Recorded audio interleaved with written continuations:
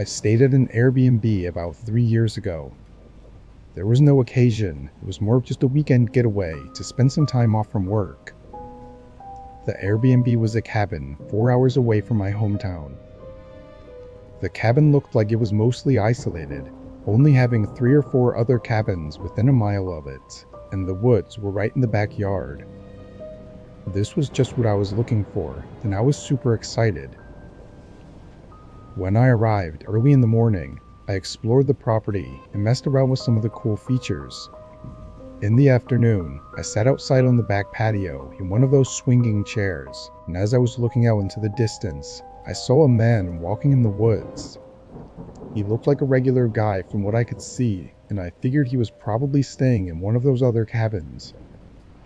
He walked deeper into the woods until I couldn't see him anymore, and I continued enjoying the nature.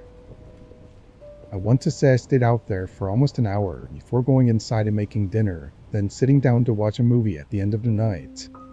During this movie, the doorbell rang. I didn't even know the cabin had a doorbell, but regardless, I went up and answered the front door. A man was standing on the porch, and I recognized him as the guy I'd seen earlier in the woods. "How can I help you?" The man smiled wide and said he'd been lost for a few hours and needed help getting back to his cabin. I paused for a second, knowing there was something strange about this guy, but I couldn't quite figure out what it was. "Yeah, let me get my phone and you can search the address." I closed the door and went over to the couch, picking up my phone and going back, but when I opened the door, he was gone. He wasn't anywhere on my porch or in the front yard. I stood in the doorway for a second, then closed it and went back to the couch. I knew something was off about that guy, but this just didn't really make any sense. I stayed cautious for a while, but eventually I went to bed.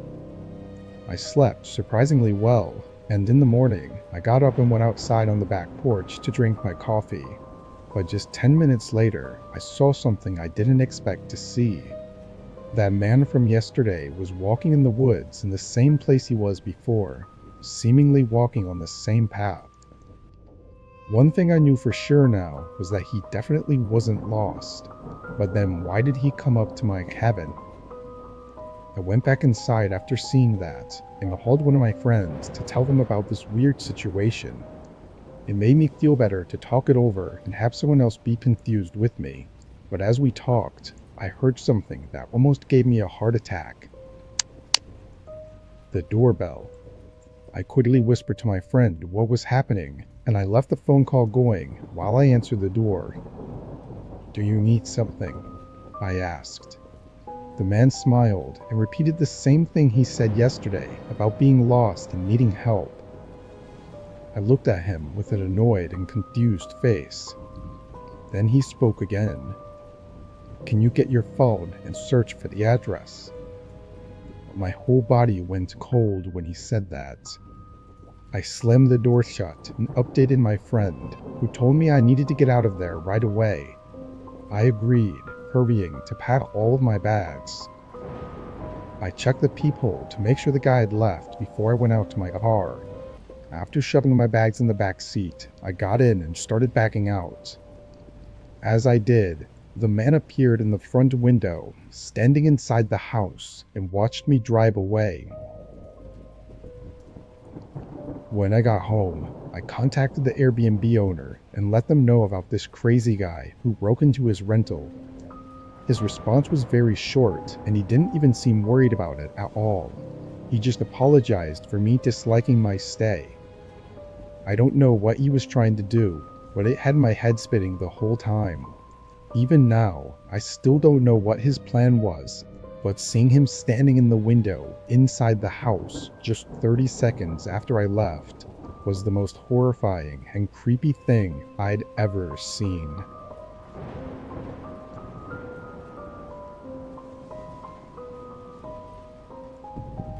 I'm 29, and I live along the Appalachian Range in lower West Virginia. I've been going backpacking and camping for years, exploring different trails all around the nearby mountains. My best friend, who lived just a few miles from me, would often join me on these hikes. We usually planned one big trail every year in the fall, being anywhere from a few days to a whole week of backpacking and camping. In 2019, we planned to take a trail across the range to a small lake at the top of the mountains. In the days leading up to the trip, though, my friend had to call it off because of an emergency at his work. I'd already taken the whole week off of work and had everything ready to go, so I decided to just go alone. On Monday morning, I drove to a nearby trailhead, then started my route. This wasn't a regular recreational trail like you typically see on a 4-hour hike. These backpacking trails didn't have defined paths, so you have to use maps, compasses, and landmarks to navigate where you're going. Typically, there's a large landmark in the distance, like a specific rock formation that you hike toward, and when you get there, you could see your next landmark, and so on. I spent the first 2 days hiking toward a ridge in the mountains. When it got dark on the second day, I set up camp several hours from reaching the ridge. I pitched the tent and got a fire going, then heated up some of the food I brought in my bag. The sun had already set, and it was around 8 o'clock when I laid in my tent to rest and read. I left the fire going, planning to put it out before actually sleeping. 20 minutes into reading, and through the fire crackling outside, I heard the strong sound of a stick snapping right behind my tent. I jolted up. My first thought was a black bear, possibly having smelled the food I cooked earlier. I didn't hear anything else though. I crawled out of the tent and shined a flashlight into the tree line behind my tent. Nothing. I'd called out aggressively to scare away any predators, but again, there were no sounds of anything running away. It was really strange because the stick snapping was very distinct, definitely being from something stepping on it. I stayed outside the tent for a while, looking around constantly before putting out the fire and going inside. I found it really hard to sleep that night because I was so focused on listening for more sounds. In the morning, I was almost surprised to have even slept through the night. I packed my tent and everything else at the campsite, then continued along until I reached the ridge. From there, it was a straight shot to the lake. I was moving fast, trying to get there before dark so I wouldn't have to move my campsite again the next day. I arrived with about an hour to spare before sunset. The lake was beautiful, very much worth the hike. I walked around it, enjoying the scenery, then pitched the tent and set up my camp on the tree line beside the lake. As I sat by the fire, I kept turning around, hearing soft noises somewhere between the trees behind me. I figured I was just being paranoid, but it was really creepy. It almost sounded exactly like footsteps, but I knew nobody would be out here. I would have seen their tent when I walked around the lake. It was too dark at this point to see anything further than a few feet, so looking around wasn't an option anymore. An hour later, I got in my tent and laid down. Every few minutes, I would hear footsteps again. They were barely too quiet for me to tell for sure what they were though. Eventually, I got so tired that I fell asleep. And what I think was only an hour after I fell asleep, I woke up to the sound of someone running away from my tent. I jolted up and grabbed my flashlight, rushing out of the tent and looking in the direction of the footsteps. I saw the bare back of them running away in the distance. My heart was beating rapidly. I looked down and saw footprints all around my tent, like they had been walking around me and searching the campsite. I tried to get the campfire going again as fast as I could so I could see better. I was terrified. I had nowhere to go and nobody to help me. I sat at the fire all night, keeping my head on a swivel, but I never saw or heard anything else. In the morning, I snapped a few pictures of the lake, then started the hike back. I had planned to stay for a whole day. I wasn't comfortable anymore, feeling like I was being followed. I was able to make it back without any more trouble, thankfully. But along my journey, I began noticing several things missing from my backpack. Small things like food, a few tools, etc. But I always had my bag with me. Even today, I wonder if whoever had been outside my tent that one night had actually snuck inside and stole from my bag while I was asleep. Even the thought of it makes my whole body shiver.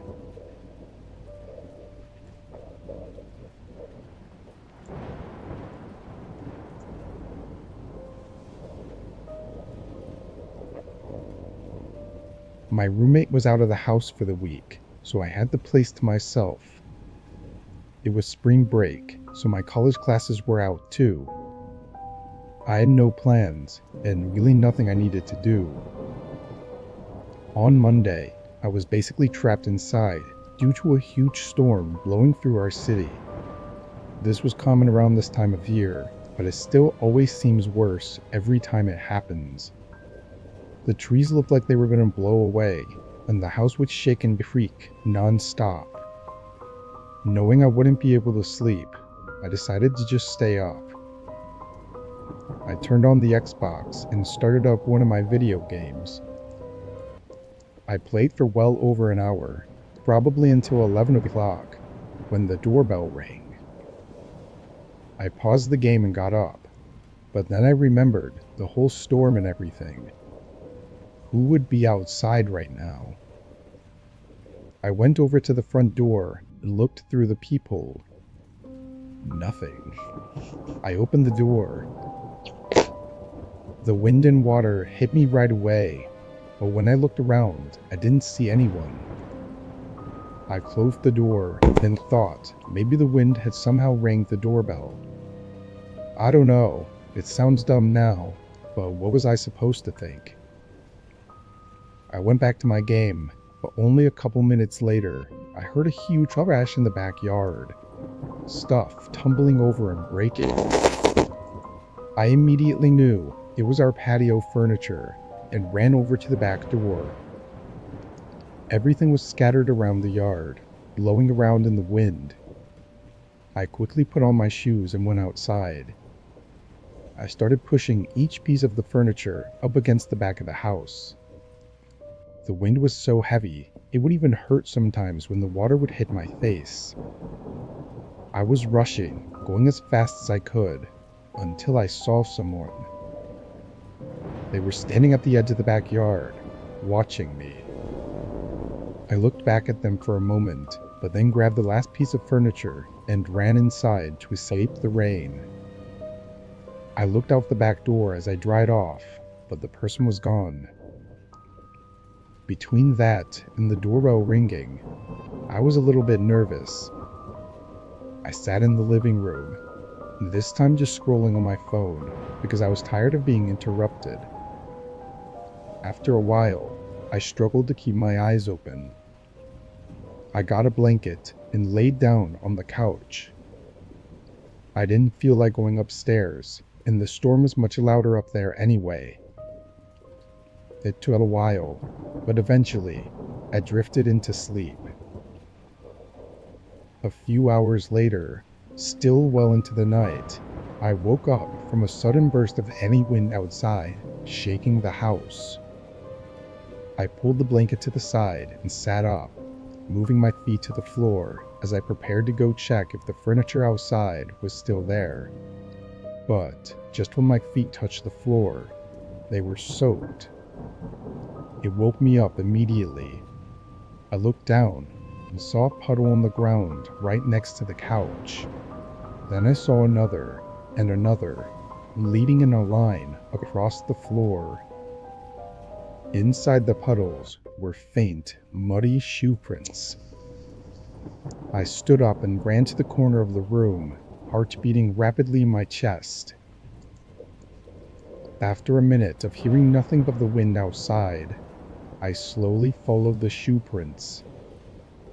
They led all throughout the house, upstairs and downstairs, but I could clearly tell that they entered through the back door, which I had stupidly forgotten to lock in the rush of getting out of the rain. I locked it and pulled my phone out to call 911, but then the thought crept into my mind, what if they're still inside? I stayed quiet and moved into the corner of the house where I felt the most hidden, then called. I waited in silence for them to arrive. When they did, they toddled around, seeing everything I saw, but nothing more. They told me it seemed like a personal attack though, because nothing was missing and they were clearly focused on my house in particular. However, they walked right up to me while I was sleeping and seemingly did nothing but watch me, which is super creepy, but doesn't make much sense. If they wanted to do something to me, they would have at that moment. After some thought, this had led me to believe that whoever it was had actually come for my roommate. They saw me, then looked around the whole house, and then left, doing absolutely nothing. So if this was a personal attack, and my roommate was there, I think things may have gone a lot worse than they had.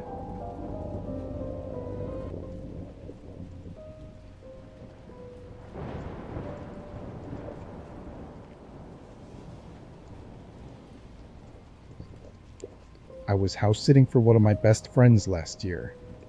They had a few lizards and some fish that I had to feed, along with a bunch of houseplants to water. They were on a 2-week-long business trip, so I agreed to take care of everything while they were away. Their house was a lot nicer than my apartment too, so I was glad to do it. The first week went by, and it was great. It felt kind of like being in an Airbnb. But then one night, while sitting at the table in the kitchen, I heard a man cough right outside the house. It scared me because it was so close, being just outside the back door. I quickly walked over and turned on the outdoor lights to show that I was home. I waited a minute before looking out the window. Whoever was there was gone now, but why were they there in the first place? I stayed extra cautious for a while, but there was nothing else. It was a little past 7, and I had nothing to eat, so I went outside to go pick up some food. But as I was walking out, I noticed some footprints in the yard. The grass was pressed down, and there was a clear path they walked in. I followed them, going from the sidewalk to the back of the house, and then turning around and going back to the sidewalk. I got in my car and went out for food, but thought about it while driving. I couldn't come up with any reason someone would do that. It really just seemed pointless. When I got back to the house, I did a quick search for any more footprints in the grass, but didn't see anything. I went back inside and sat down to watch TV. After an hour, I was starting to get sleepy, so I shut it off and got in bed, sitting up on my phone for a bit. That's when I heard someone outside again. They were walking through the front yard. I listened as they went up to the front door, and then went around to the back door. I got up, more alert now, as I heard the back door shifting around like they were trying to open it. I went to the top of the stairs and flicked the light switch, turning on the downstairs lights. The person stopped. I walked down a few steps, then leaned over the railing and looked at the back door. Nobody was there anymore, and for some reason, that terrified me even more. Seconds later, I saw shards of glass flying across the living room as I heard a window shatter. From where I was standing, I couldn't see it, but I immediately ran upstairs and into the bedroom. I heard a few coughs, then the glass crunching as they stepped inside. As soon as they were in, everything turned to chaos. It was like they were pushing everything over, hitting and breaking things. I called the police, but I feared they wouldn't make it in time to help me. After a minute of destroying the bottom floor, the intruder ran up the steps and went into one of the spare bedrooms, doing the same thing. Then he came up to the bedroom that I was in. He tried opening the door, but I had locked it. Instead of leaving, he started smashing something against it, trying to break it down. One of the panels from the door nearly flew off, allowing them to reach in and open it. The man stepped in. He was wearing a face mask and a hoodie, and was holding a metal baseball bat. I was in the corner of the room, holding back tears as he looked at me in rage. But then he looked away and started smashing the walls and furniture all around the room. He didn't even acknowledge me. He just went around me, destroying the entire room in as little time as possible. Then he ran past me and went into the next room before he finally went downstairs and left the house. I stood in that same spot, frozen, until the police came. My friends came back early the next day to deal with the situation, but basically everything in the house was trashed and destroyed, but nothing was stolen.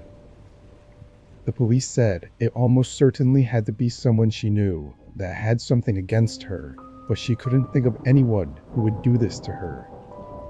I tried to give a description of the man, but he was fully covered, so I wasn't of much help. The most terrifying part was that the man just ignored me, confidently unthreatened by me. To this day, whoever that was hasn't been back to my friend's house, and their motive still remains unknown.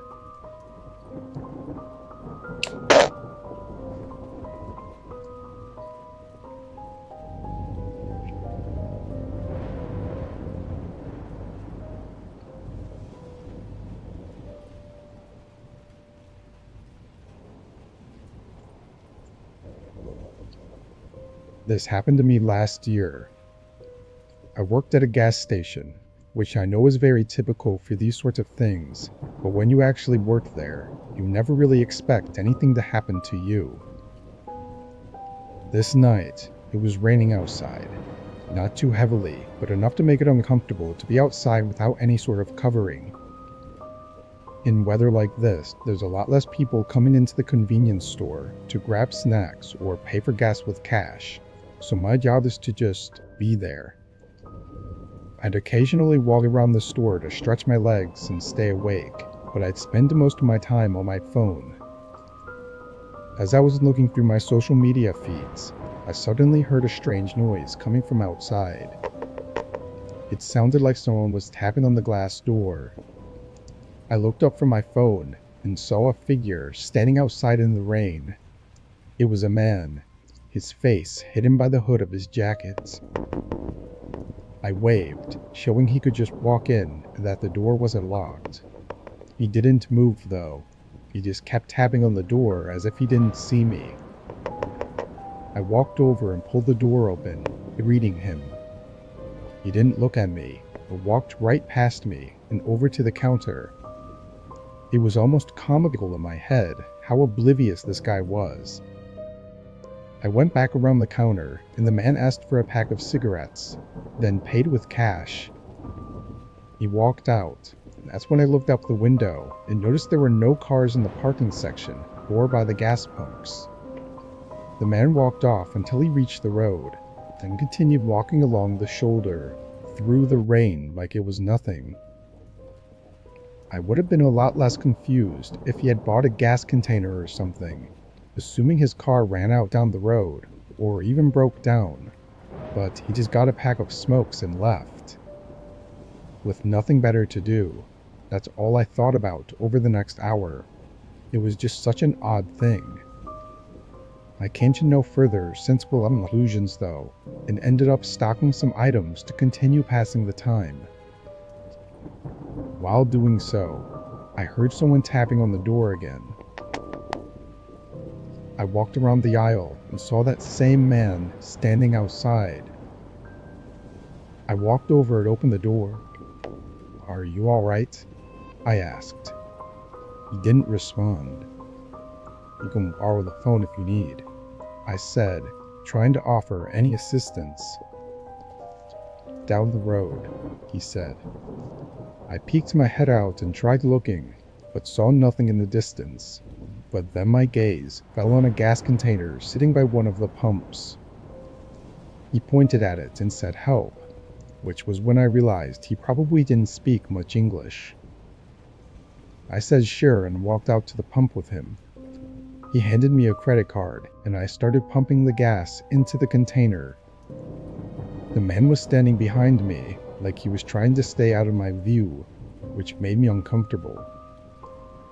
Once the container was full, I quickly handed it over and started walking back, but the guy stopped me, grabbing my arm. He started speaking quickly, but I couldn't understand him. I pulled away and started walking back to the doors, but then he yelled something, like he was talking to someone else. And just as I reached the door, I saw a man on the other side of the counter, shoving everything into his backpack. He looked up at me and instantly jumped over the counter. But then, everything went black. I woke up, laying on the floor with a massive headache. It seemed to only be a couple minutes after the incident, and I almost immediately realized that the guy behind me had hit me over the head in an effort to help his buddy escape. I got the cops over and they took me to the hospital, but I had no serious injuries aside from a concussion and needing a few stitches. The worst part of it all is the embarrassment I felt afterwards, like I'd been played so easily and let them get away with it.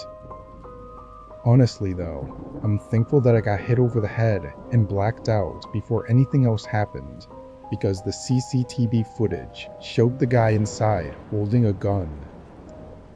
If I had tried to stop him, or even shown I was a threat in any way, I could have been put down and never woken up.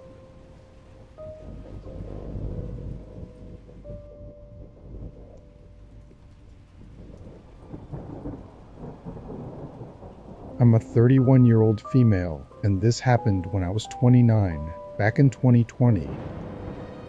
My friend, let's call her Stacy, told me that she had a friend, while called Brienne, that needed a dog sitter because Brienne and her husband were going on a vacation to California. Stacy knew I dog sat on an app called Rover, which is an app where you house sit random strangers' dogs, walk them, you name it. I thought it was the perfect opportunity since I was in need of some cash. $200 to dog sit for 5 days. Why not, right? Brienne showed me around her house a week before I dog sat, while also letting me meet her huge husky named Bear. I'm not going to lie, it was a big husky, a little overweight too, but still adorable. Brienne told me that I was welcome to help myself to whatever food I wanted. The front door also included a lock where you punch in a number code to get in, so it was pretty secure. So, a week rolls around, and I showed up later on a Friday night, not too long after Brienne and her husband left the house to go to California. Things were pretty chill for the first 2 days. I was at work for most of the afternoon, went to feed the dog on my break, came back later at night, and would take Bear for rides in my car. I stayed up late watching movies, and let Bear sleep by me when it was time to go to bed. Anyway, after work on a Monday night, I hear a knock at the door. I looked through the peephole, and it was a guy that looked like he was wearing a black police uniform. I thought it was a bit odd, but opened the door to see what was up. "Hello, I'm looking for a George," he said. George? I thought. "Oh, no, there's no George here. I'm dog sitting for a friend. I've been here since Friday." Looking back, it was pretty stupid to tell a random person at the door I didn't know that I was alone. "Oh, okay. How long are you here?" he said. "Till Wednesday," I responded. "Oh, that's cool. Okay, sorry to bother you." And then he left. I was slightly weirded out and locked the door. I texted Brienne about what just happened. She pretty much just said, "Oh, don't worry about it," and shrugged it off. I thought that was weird too. Things were normal again up until I went to bed Wednesday at midnight. As I was laying in bed, the thought kept coming to my mind that I should make sure the front door was locked. So I got up and checked it. Luckily it was, but I still had a weird vibe. I fell asleep, then woke up at 3:05 a.m. to the dog barking like crazy. It freaked me out a little. I thought someone had broken in. I got up and went to the living room, where I saw Bear was growling and barking at the front door. I looked through the peephole and saw the same guy, with another guy this time, standing there in security guard uniforms. At this point, I was creeped out. Why would the same guy come back when he knew I was alone? I didn't bother opening the door this time. Two guys I didn't know, dressed like security guards at 3 a.m. I made sure all the doors were locked. When I saw that they had walked off, I opened the door and didn't see any type of security car anywhere. I still have to think Bear. I think his barking could have been what scared them off. I went back inside, then went to bed and fell asleep. I didn't bother telling Brienne because she was in Cali anyway. I'm glad to say I only stayed one more night after that. To this day, I still don't know who those guys were or what they wanted, and I haven't been back to dog sit since that incident.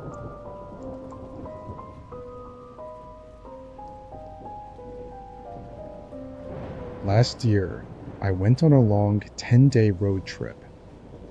It wasn't to any single place. I just drove in a big loop, stopping at 5 or 6 different cities. I actually didn't book any hotels in advance because I wasn't sure exactly how long I would spend in each city, or where I would want to take breaks during the drive, so I was relying on hotels allowing walk-ins. The first 5 nights I was able to find decent hotels on the course of my drives, but the 6th night I ran into some issues. I was driving between cities and felt my eyes getting heavy around 11 p.m. I wanted to keep going and get to the next major city and then sleep in a parking lot or something, but there was no way I can make it when I was so sleepy already. I pulled over and contacted a few big-name hotels that were on the way, but none of them were accepting walk-ins at the time. I was getting nervous, thinking I might have to park on the side of the road and sleep, which was obviously dangerous. But then I saw a sign for a hotel 10 miles ahead. I drove until I reached the building, then parked by the front. The hotel was small, looking more like a motel, being a single story with a bunch of rooms. There were a few other cars in the parking lot, but it was mostly empty. I got out and went up to the reception desk, asking the woman there if I could have a room. Luckily they had one available, and she gave me a key card. I got my bag from the car and brought it to the room. It was really outdated, but for the price it wasn't all that bad. But only a minute after I went inside, there was a knock at the door. I walked over and opened it a crack, just to see who it was. There was a man, mumbling something to himself, And right when he saw the door open, he pushed into it, trying to force himself into the room while still talking to himself. I put my arm out and stopped him, preventing the man from fully entering. He stopped talking and looked up at me as I told him to leave. After a second, he turned around and walked away. I made sure he actually left, then locked the door. It was really weird, but I didn't feel too threatened because I was sure it was just some crackhead who was lost. I stayed up another 15 minutes, then fell asleep. A couple hours into the night, I woke up to a knock on the door. I was immediately irritated, knowing it had to be that man from earlier. Having learned my lesson, I put the chain bolt on the door before cracking it open.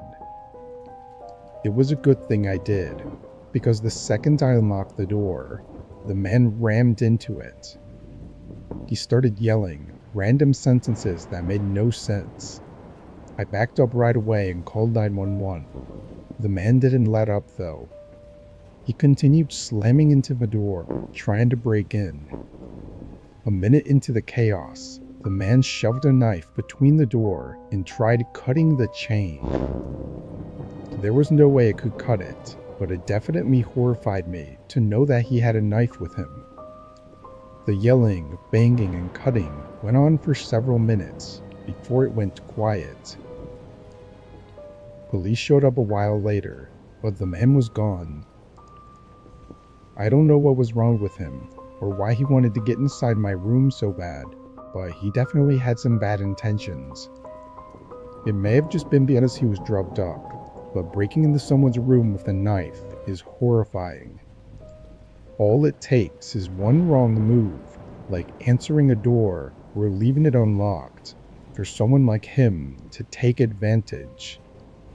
I don't think he had something against me personally, but I still have this feeling sometimes, like I'm being watched.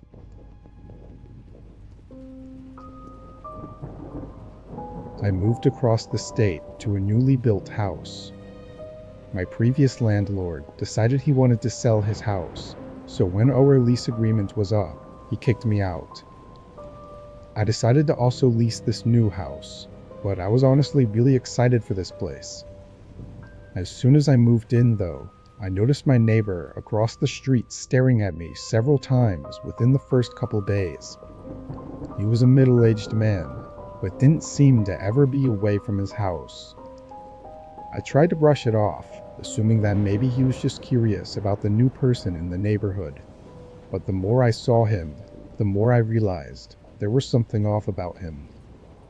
He never spoke to anyone, he never smiled, and he never left. He just stayed in his house, watching. I would catch glimpses of him through my window and see him standing in his driveway at odd hours of the night. It was starting to freak me out. One night, as I was settling in for bed, I heard a noise outside. It was a scraping sound, like someone dragging a heavy object across the ground. I peeked out the window, and there was my neighbor dragging what looked like a large ladder across his lawn. It was really late. I had no idea why he would be needing to do any work on his house at this time.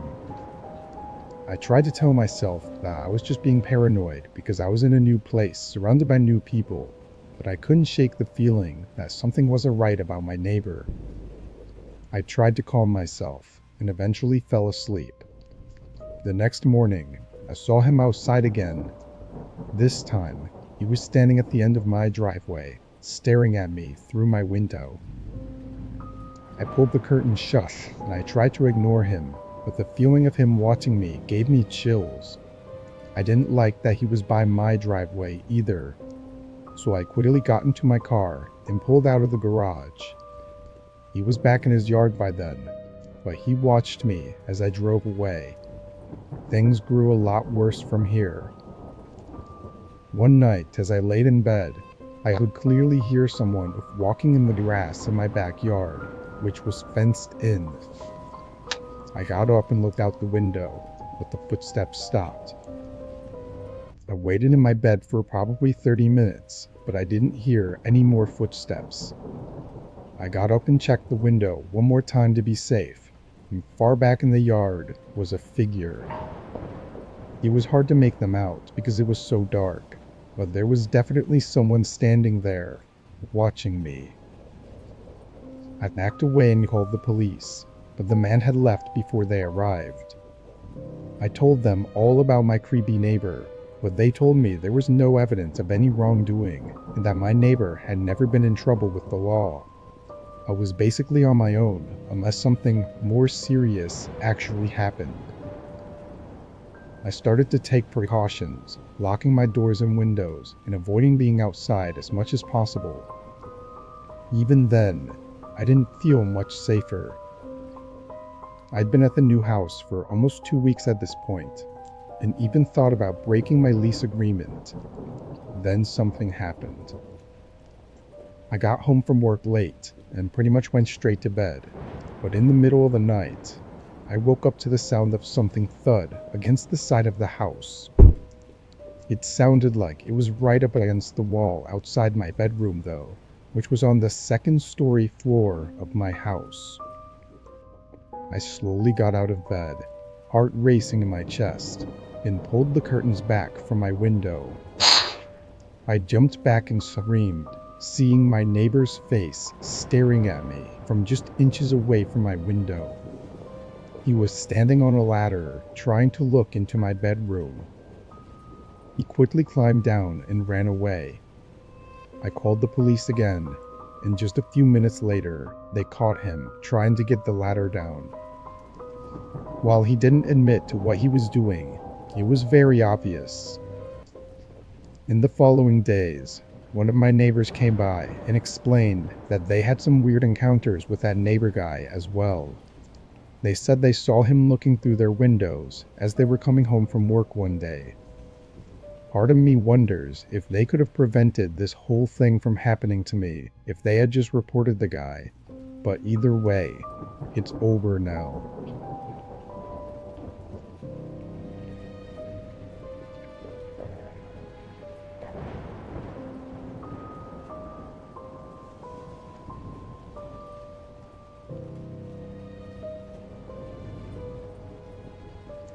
I lived with my older brother for about 4 years after I finished school.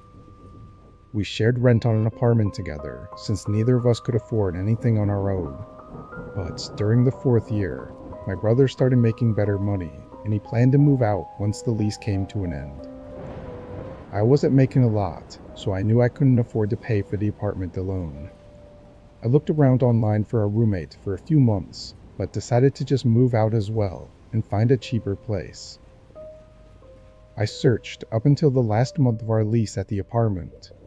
My brother had basically moved everything out already, and there was a lot of pressure on me to find somewhere quick, but with my extremely low budget, it wasn't easy.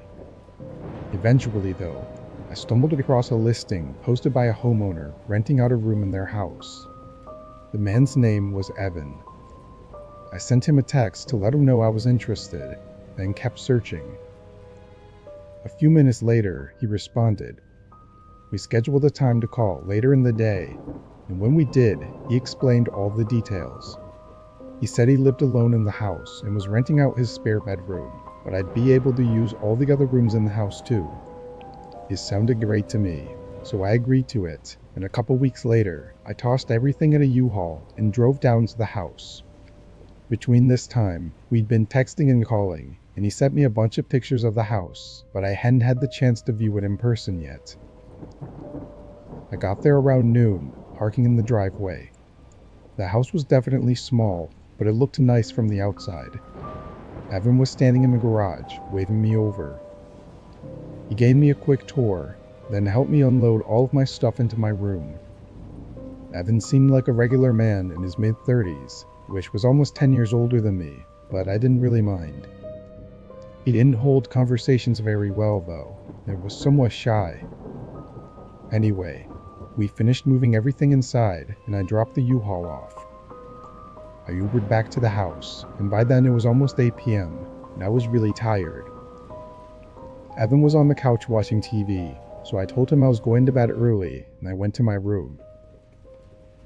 All in all, it seemed like a decent place and I was happy with it. I unpacked some more, then set up my bed. And by 9 o'clock, I was finally ready to sleep. I walked over to my door to lock it and turn off the lights, but as I reached my hand out, I saw the knob on the door was empty, as in, there was no lock on it. Confused, I opened the door. The lock was on the outside of the door. I stepped into the living room and asked Evan why the bedroom door locked from the outside. He looked confused and said he never noticed that, but he would switch it around tomorrow. I shrugged and said okay, then went back to my room. I was tired and not too worried about it, but it was definitely an odd find. I got in bed and fell asleep. In the middle of the night, I woke up. I heard someone moving around in the kitchen, which I assumed was just Evan getting water or something, so I closed my eyes again. A minute later, I heard him walking back down the hallway, when as he was passing my room, he stopped. I opened my eyes and looked at the door.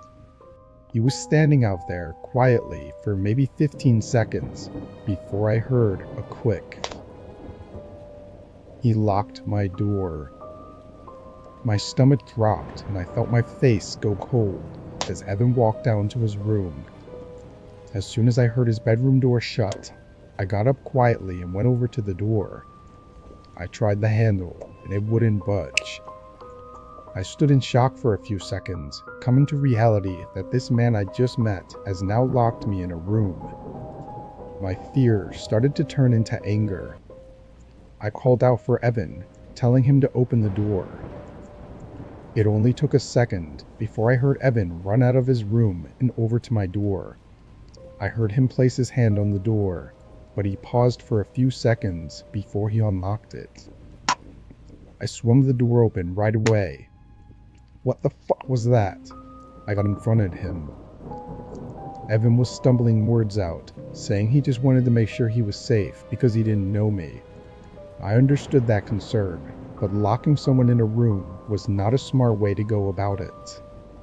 I told him that I was going to pack up and leave in the morning, and I stayed up all night on the couch in the living room, waiting for the U-Haul store to open. At 9 o'clock, I looked into the hallway, seeing Evan's bedroom door was still closed, hopefully meaning he was still asleep. Then I drove straight there and drove the U-Haul back to the house. When I went inside though, Evan's bedroom door was open. "Evan," I called out. I walked over to his room and peeked my head inside. His room was empty. I moved my eyes around the room in disbelief. Seeing as things were only getting weirder, I backed out and got straight to moving my stuff. I powered through 2 hours of moving boxes and taking apart my bed. I only had 2 boxes left. I ran inside and picked up another, then rushed to the front door until Evan appeared in the doorway. "Oh," I said. He stared at me, emotionless. After a few seconds, he stepped aside. I hurried past him and shoved the box in the U-Haul. The last box was half full of random food I kept from my old pantry at the apartment. I decided to just leave it. Evan was freaking me out, and I wanted to get away from him as soon as possible. I started closing the back of the U-Haul before Evan interrupted. "You forgot this." He held out the last box. "Oh, yeah, thanks." I grabbed it from him and climbed back in the truck. I felt him watching me as I stacked the box, and when I turned, he had his hand on the door. He started pulling it down, trying to close me in. I was able to stop him before the door was even halfway down. I shucked him on the ground, but he got up and ran, not in the house, but off into the trees away from the house. I didn't know what to think, but I didn't care. I quickly shut the back door and drove away. My brother was nice enough to let me stay with him until I found a new place.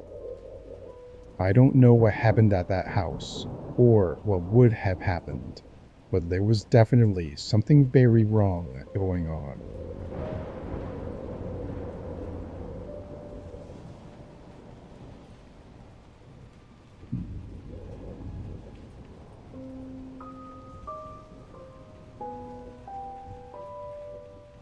I'm a receptionist at a local hotel, and most of my shifts are overnight.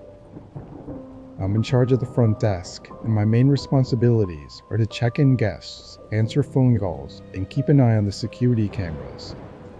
It's usually a pretty quiet job, since our hotel isn't the biggest or busiest. This night, the hotel was mostly empty. There were only a few guests staying with us. I was sitting at the front desk on my phone when I saw a man start walking towards the doors outside. I stood up and greeted him when he came inside. He looked up at me with bloodshot eyes and said, if I need a room for the night. He was definitely high on something, but regardless, I checked him in and gave him a key to his room. It was standard to allow walk-in bookings when the hotel was less than 75% full. He started walking toward the elevators, and I sat back down and pulled my phone out. A few hours later, I was sitting at the front desk when I heard a noise coming from the hallway. It was a thump sound, like a door trying to be forced open. I got up and walked around the corner to the end of the hallway. The man I checked in a few hours ago was standing there, trying to open up one of our maintenance doors. "Can I help you find something?" I asked. He looked over at me with those creepy eyes. I asked again, but he just stared at me. I wasn't really sure what to think. Maybe he was really high and looking for the vending machine or something. I don't know. I didn't want to anger the man though, so I went back to my desk and forgot about it. A good amount of time passed with no activity. No sounds from any of the rooms. Nobody entering the building or walking through the halls. It was around 3 in the morning, and I did a small walk around the bottom floor just to keep myself awake and busy. As I got to the hallway by the front desk though, I heard a very sudden, loud banging coming from one of the rooms. I stopped and listened for a moment, then went up the stairs to the second floor, where I thought it came from. It was very quiet now, which made me somewhat nervous. I walked down the hall, hearing nothing, but when I reached the end, one of the room's doors was open. I listened again for a second before lightly knocking. Nobody responded. I cautiously peeked inside, unsure of what to expect. It seemed empty. I wasn't comfortable walking all the way inside though, so I couldn't really look around, but I was sure nobody was inside. I closed the door and looked at the room number. 112. That was the room I'd given to the man. I never saw him exit the building though. I quickly walked back down to the front desk. I looked at all the security cameras we had in the lobby and outside the building, but the man didn't turn up. I jumped. It was the hotel phone. One of the rooms was calling. I picked it up.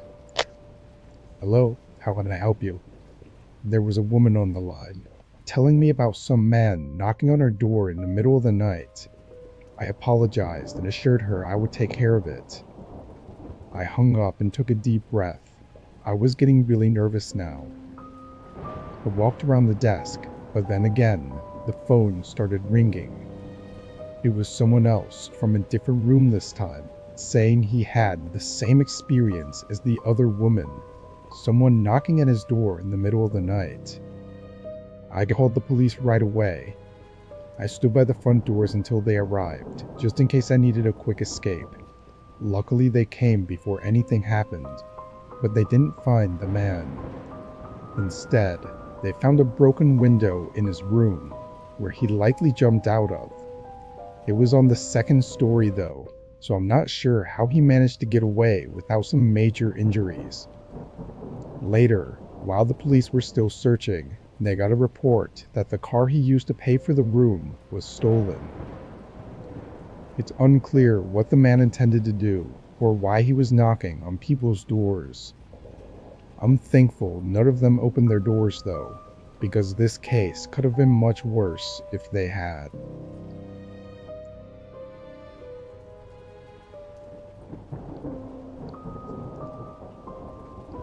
This happened to me a couple years ago, after I'd just rented and moved into a new house. The first week went by quick, with no issues at all. I unpacked, bought some new furniture, and got everything set up the way I wanted. The main reason I moved there was because I got a work from home job, so having a quiet place to work was important. This house was far from others and gave me a peaceful work environment. One morning, after making breakfast and sitting down to work, I got a knock at the front door. I walked over and answered it. It was my landlord. He was smiling and asked me how I was doing. "Yeah, I'm doing good, thank you," I said, still unsure why he was here. He tried to make small talk for a minute, before saying he was just checking in on me, and then he left. I went back to work, but that was definitely weird.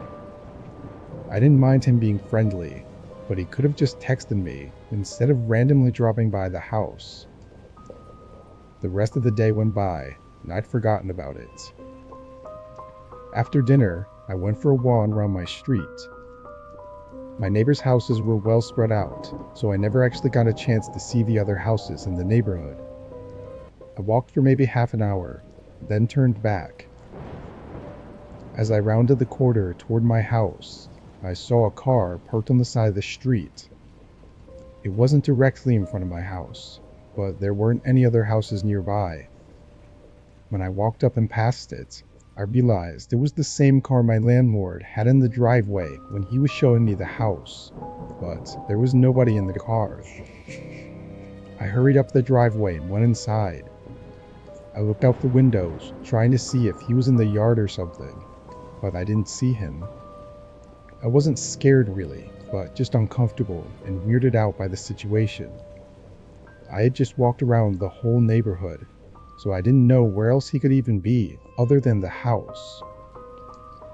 After a while, I stopped looking because I wasn't seeing anything. Another hour or so went by until a knock came from the front door. Looking out the peephole, I saw it was my landlord again. I sighed in annoyance and opened the door. He was smiling again, asking how I was doing. "Yeah, I'm still good, thanks. Can you just make sure to let me know when you plan on dropping by next time, though?" I said politely, trying not to be rude. He apologized and said he just wanted to make sure I was happy with the place. I smiled and said I had to get back to work, then shut the door. Something about that interaction, the way he talked and the way he looked at me, was just really creepy. Obviously the guy didn't understand social cues, but I don't know, he just rubbed me the wrong way. I went to bed that night, thinking of the best way to tell him I want to be left alone. He was my landlord, and this was technically his house, but there are rules they have to follow when renting it out. I fell asleep, still unsure of what to do, but I was woken up not long after. It was well past midnight when a knock on my door forced me up. I turned on the lights and went downstairs, the whole time thinking that if it was the landlord again, I would be furious. I checked out the peephole, and sure enough, it was him again. I swung open the door. "What are you doing here? You can't be here right now. You need to leave," I said strictly, barely holding back my anger. That's when I saw he was holding a duffel bag. He explained that there was an immediate repair he needed to do on the pipes in the basement. He said he had an alarm hooked up on his phone that went off saying there was a minor gas leak. None of the alarms actually went off in the house though, so this was really suspicious. I told him I'd just call someone in the morning and went to close the door when he suddenly forced his body inside, pretending to not notice I was closing the door. I just stood there now, not knowing what to say or do. He looked at me, fully in my house, and smiled. "It'll only take a minute." He put down the duffel bag and asked me to follow him so he could show me the problem with the pipe. He opened the basement door and started walking down, and I hesitantly followed down a few steps before I thought of something. "Hold on, I'm gonna go get my phone so I can take pictures of it. I'll be right back," I said, hurrying back up the steps. Thankfully, he stayed. I rushed to my room and got my phone and keys, then went to the front door. But before I left, I quickly went over to the duffel bag and opened it just to make sure I wasn't wrong. Inside the bag, there were no tools.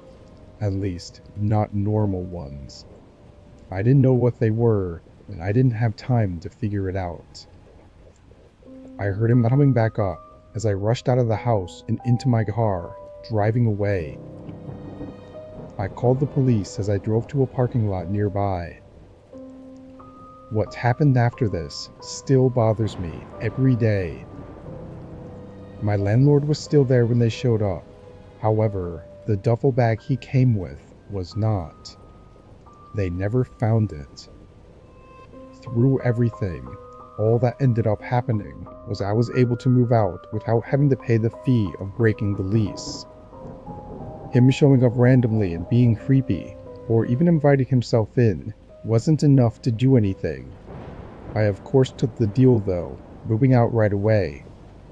But, in the back of my mind, I know he's out there, probably doing whatever he was going to do to me, to someone else, and there's nothing I can do about it.